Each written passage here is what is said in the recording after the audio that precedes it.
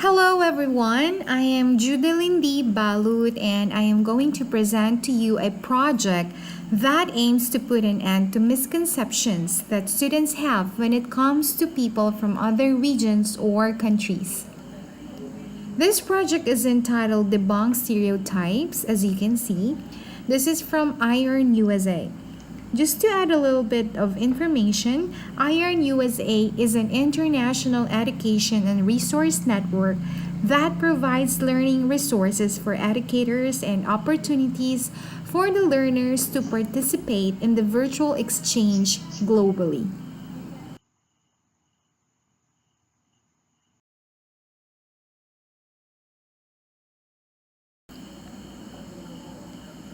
The Debunk Stereotype project is designed for secondary social studies and the target age bracket is from 15 to 18 years of age. The reason why I chose this project plan is because stereotyping can be considered as a serious social issue not only in the Philippines but in other countries as well. The implementation of this project will take time because it is designed to last for one school year.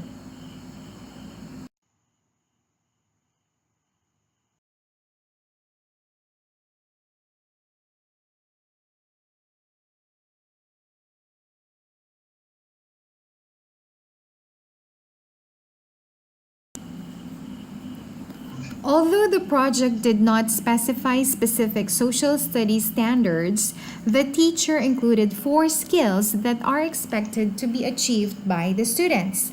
These are the following.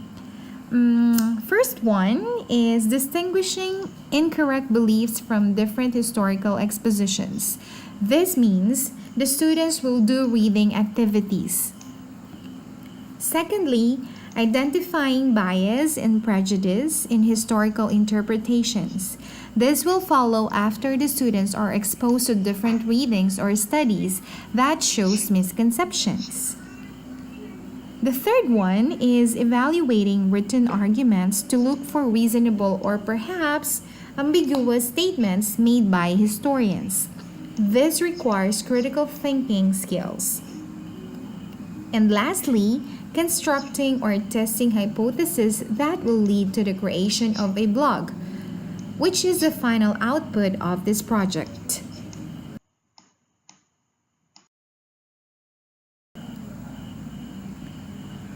In the execution of this project, the students are expected to achieve the following goals. First, is to raise stereotype awareness among the students by engaging them to different studies, documentary films, and movies. This will help the students to realize the stereotypes that they hold. It is also the goal of this project to teach the students some strategies that will stop them from making stereotypes.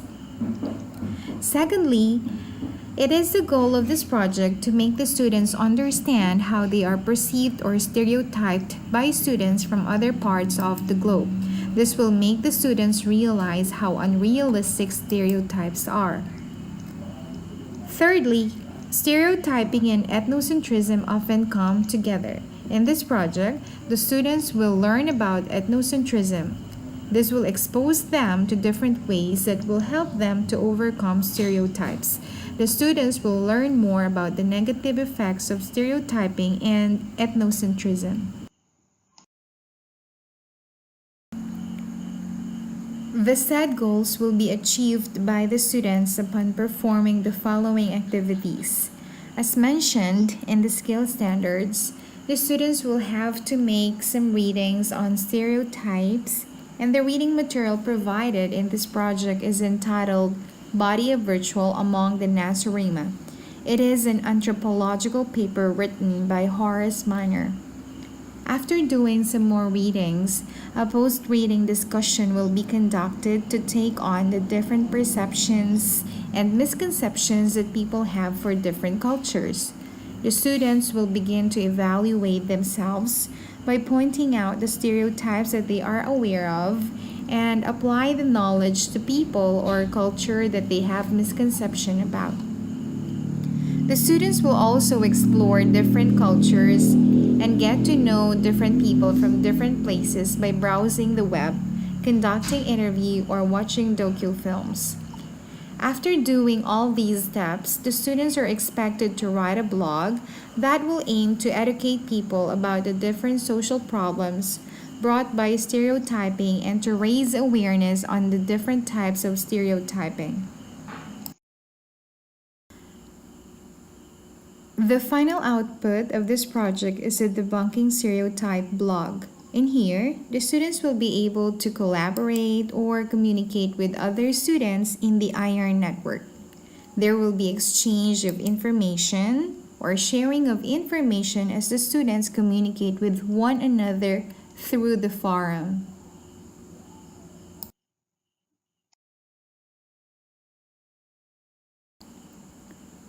Since this project requires computer skills, there will be a teacher and peer review for the etiquette skills shown by the participants. They will be given grades in accordance to how well they collaborated and communicated with other students from other schools. Formative assessment will also be conducted weekly at the beginning and then 2 to 3 weeks in the middle and eventually the blog.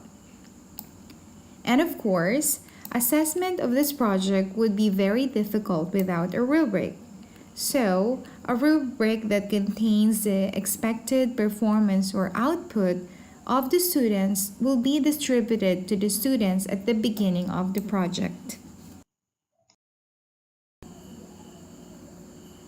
The Debunking Stereotype project requires the following teaching strategies. First, collaborative learning. Second, discovery and inquiry-based learning. Third is active learning. And last one is technology integration. These 4 methods will surely enhance students' learning that will help them in facing the global challenges that they would possibly meet. And by employing these strategies, students become active learners and the teacher becomes facilitator of learning. Now that you are familiar with the key points of this project, let me present to you the strength of this project. First, I must say that this project has comprehensive content because it does not only teach stereotypes, but it also includes prejudice, racial discrimination, and cultural diversity. These give the students additional knowledge and information which are all relevant and important in understanding social issues around the world. Secondly, the learning resources are within the reach of the students. They don't have to worry about where to get information and knowledge because they are just one click away.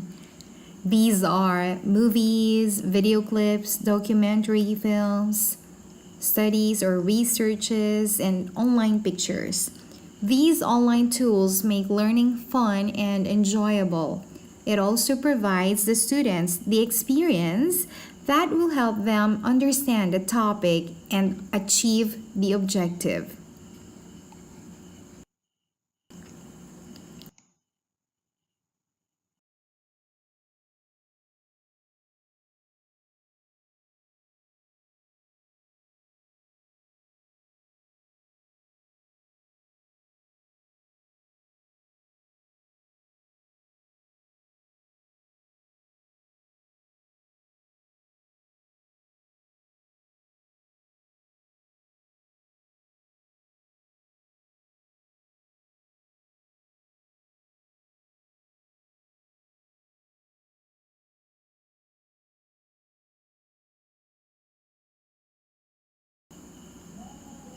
And lastly, it is beneficial.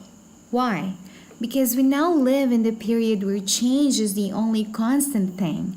Thus, learning about stereotypes is just timely, relevant, and relatable. We witness several types of stereotyping on Facebook, Twitter, or YouTube every day. This time, bullying and bashing became much more easier. That is why educating people and raising awareness on stereotyping is beneficial not only for young people but also to adults.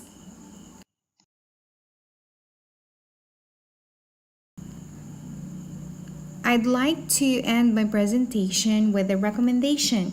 I find this project, Debunking Stereotypes, meaningful and useful, especially for Filipinos.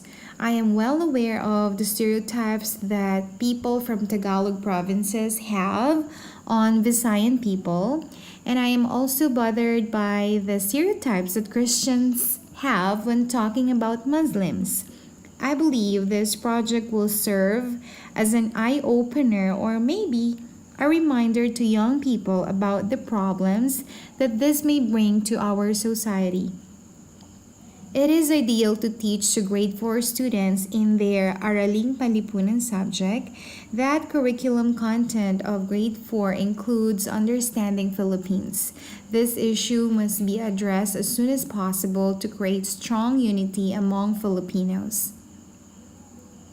That's all, and thank you so much for listening.